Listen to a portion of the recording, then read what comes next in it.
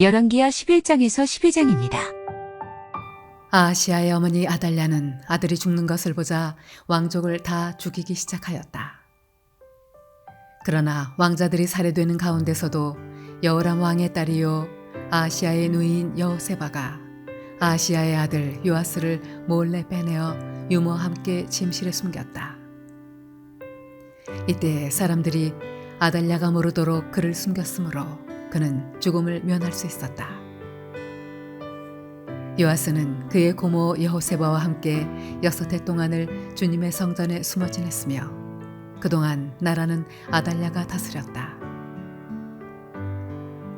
7째 해가 되자 여호야다 제사장이 사람을 보내어 가리 사람의 백부장들과 호위병의 백부장들을 불러왔다. 그리고 그들을 주님의 성전에 있는 왕자에게로 데리고 가서 그들과 더불어 언약을 맺고 또 주님의 성전에서 맹세를 하게 한 뒤에 그들에게 왕자를 보여주었다. 그리고는 그들에게 이렇게 명령을 내렸다. 이제 여러분이 해야 할 일을 말하겠습니다. 여러분 가운데서 안식일 당번을 3반으로 나누어 3분의 1은 왕궁을 지키고 다른 3분의 1은 수르 성문을 지키고 나머지 3분의 1은 호위병들의 뒤에 있는 문을 지키십시오. 이와 같이 하여 왕궁을 철저히 지키게 하도록 하십시오. 그리고 안식일 비번은 모두 2반으로 나누어서 임금님께서 계신 주님의 성전을 지키도록 하십시오. 각자 무기를 들고 임금님을 호위할 것이며 누구든지 대열 안으로 들여오려는 사람은 반드시 죽이고 임금님께서 나가고 드실 때에는 반드시 경호하도록 하십시오. 백부장들은 여호야다 제사장이 명령한 것을 그대로 다 하였다. 그리고 그들은 안식일 당번인 사람들과 안식일 비번인 사람들을 데리고 여호야다 제사장에게로 왔다. 제사장이 백부장들에게 창과 방패를 나누어 주었다. 그것은 다윗 왕의 것으로서 주님의 성전 안에 간직되어 있던 것들이다. 그리하여 호위병들은 각각 손에 무기를 들고 성전 오른쪽에서부터 왼쪽까지 제단과 성전 주위를 감시하며 왕을 호위하였다. 그런 다음에 여호야다 제사장이 왕세자를 데리고 나와서 그에게 왕관을 씌우고 왕의 직무를 규정한 규례서를 주고 기름을 부어 왕으로 삼으니 백성이 손뼉을 치며 임금님 만세 하고 외쳤다. 아달랴가 호위병들과 백성의 소리를 듣고 주님의 성전에 모여 있는 백성에게 가서 보니 왕이 대관식 규례에 따라 기둥 곁에 서 있고 관리들과 나팔수들도 왕을 모시고 서 있고 나라의 모든 백성이 기뻐하며 나팔을 불고 있었다.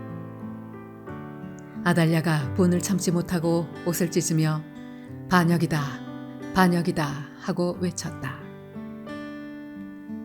그때 여호야다 제사장이 군대를 거느린 백부장들에게 명령을 내렸다. 저 여자를 대열 밖으로 끌어내시오. 그리고 저 여자를 따르는 사람은 누구든지 칼로 쳐 죽이시오. 여호야다가 주님의 성전에서는 그 여자를 죽이지 말라고 하였으므로 그들은 그 여자를 끌어내어 군마가 드나드는 길을 통해 왕궁으로 들어가 거기에서 그 여자를 처형하였다. 여호야다는 이스라엘 백성이 주님의 백성이 되는 언약을 주님과 왕과 백성 사이에 맺게 하고 동시에 왕과 백성 사이에도 언약을 맺게 하였다. 그렇게 하고 난 다음에 그 땅에 온 백성이 바알의 신전으로 몰려가서 그 신전을 허물고 제단을 뒤엎고 신상들을 완전히 부숴버렸다. 또 그들은 제단 앞에서 바알의 제사장 맏단을 죽였다. 그리고 여호야다 제사장은 주님의 성전에 경비병들을 세웠다. 그리고 그는 백부장들과 가리 사람들과 호위병들과 그 땅의 모든 백성을 거느리고 왕을 인도하여 주님의 성전에서 데리고 나와서 호위병들이 지키는 문을 지나 왕궁으로 행진하여 들어갔다. 왕이 왕좌에 오르자 그 땅의 모든 백성이 기뻐하였다. 아달랴가 왕궁에서 칼에 맞아 살해된 뒤로 도성은 평온을 되찾았다. 요아스가 왕위에 올랐을 때에 그는 7살이었다. 예후 제7년에 요아스가 왕이 되어 40해 동안을 예루살렘에서 다스렸다. 그의 어머니 시비아는 브엘스바 사람이었다. 요아스는 여호야다 제사장이 가르쳐준 대로 하였으므로 일생 동안 주님께서 보시기에 올바른 일을 하였다. 다만 산당을 제거하지 않아서 백성이 여전히 산당에서 제사를 지내고 향을 피웠다. 요아스가 제사장들에게 말하였다. 주님의 성전에 들어오는 모든 헌금, 곧 일반 헌금과 의무적으로 부과된 헌금과 자원하여 주님의 성전에 가져오는 헌금을 모두 제사장들이 각 담당 회계로부터 받아서 성전에 수리할 곳이 발견되는 대로 그 수리할 곳을 모두 고치도록 하십시오. 그러나 요아스가 왕이 된 지 23해가 지나도록 제사장들은 그 성전에 수리할 곳을 고치지 않았다. 요아스 왕이 여호야다 제사장과 다른 제사장들을 모두 불러서 그들에게 말하였다. 어찌하여 아직 성전에 수리할 곳을 고치지 않고 있습니까? 이제는 더 이상 담당 회계로부터 돈을 받아두지 말고 성전을 수리하는 데 쓰도록 직접 넘기게 하십시오. 제사장들은 이 일에 동의하여 제사장들이 백성으로부터 돈을 받거나 성전을 직접 수리하거나 하는 일을 하지 않기로 하였다. 제사장 여호야다는 궤를 하나 가져다가 그 뚜껑에 구멍을 뚫어 주님의 성전으로 들여와서 오른쪽 곧 제단 곁에 그것을 놓았다. 그래서 문을 지키는 제사장들이 주님의 성전으로 가져오는 모든 헌금을 그 궤에 넣게 하였다. 그 궤가 헌금으로 가득 찰 때마다 왕실 서기관과 대제사장이 와서 주님의 성전에 헌납된 헌금을 쏟아내어 계산하였다.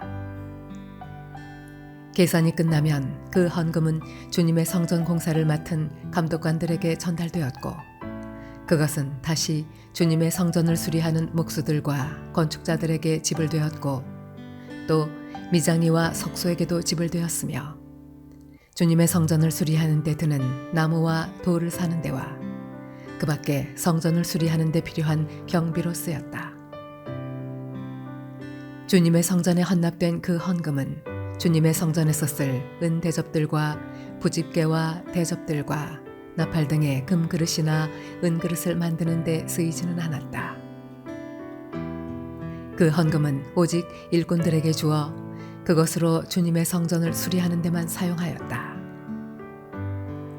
또 돈을 받아 일꾼들에게 주는 감독관들에 대한 회계 감사를 하지 않았는데 그것은 그들이 성실하게 일하고 있었기 때문이다. 그리고 속건제와 속죄제에 바친 돈은 주님의 성전의 수입으로 계산하지 않았다. 그것은 제사장들의 몫이었기 때문이다. 그 무렵에 시리아 왕 하사엘이 가드를 공격하여 함락시켰다. 그런 다음에 하사엘은 또 예루살렘도 치려고 하였기 때문에 유다 왕 요아스는 앞서 유다를 다스린 여호사밧과 여호람과 아하시야가 주님께 바친 모든 물건과 또 자신이 주님께 바친 것들을 비롯하여 주님의 성전과 왕실 창고에 있는 모든 금을 시리아 왕 하사엘에게 보냈다. 그러자 하사엘은 예루살렘을 치지 않고 물러갔다. 요아스의 나머지 행적과 그가 한 모든 일은 유다 왕 역대지략에 기록되어 있다. 요아스의 신하들이 역모를 꾸며 실라로 내려가는 길에 있는 밀로의 궁에서 요아스를 살해하였다. 그를 살해한 신하는 시므아스의 아들 요사갈과 소멜의 아들 여호사밧이었다. 그가 죽으니 그의 조상들과 함께 다윗성에 장사하였다. 그의 아들 아마샤가 그의 뒤를 이어 왕이 되었다.